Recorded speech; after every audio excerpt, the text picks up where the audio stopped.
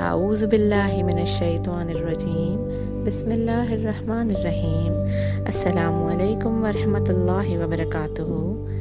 آج کی حدیث کا موضوع ہے 3 قیمتی نصیحتیں، اور یہ روایت ہے احمد سے۔ حضرت ابو ایوب انصاری رضی اللہ تعالی عنہ فرماتے ہیں کہ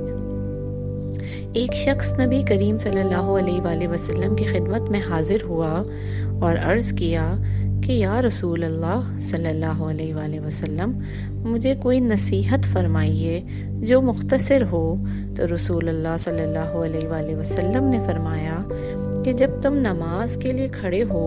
تو ایسی نماز پڑھو جو دنیا سے رخصت کرنے والی ہو،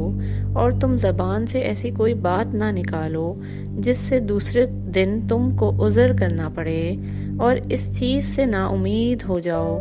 جو لوگوں کے ہاتھوں میں ہے۔ حدیث کا مفہوم یہ ہے کہ انسان اس طرح نماز پڑھے کہ جیسے وہ اس کی زندگی کی آخری نماز ہو، اور اپنی زبان پر قابو رکھے کہ ایسی کوئی بات نہ کہے کہ جس کے لیے اسے دوسرے دن معافی تلافی کرنی پڑے، اور جو چیز اس کی اپنی نہیں اور دنیا والوں کے ہاتھوں میں ہے، ایسی چیز سے تو نا امید ہو جائے جو دنیا کے پاس ہے اور اس کی ملکیت میں نہیں ہے۔ جزاک اللہ خیرا کثیرا۔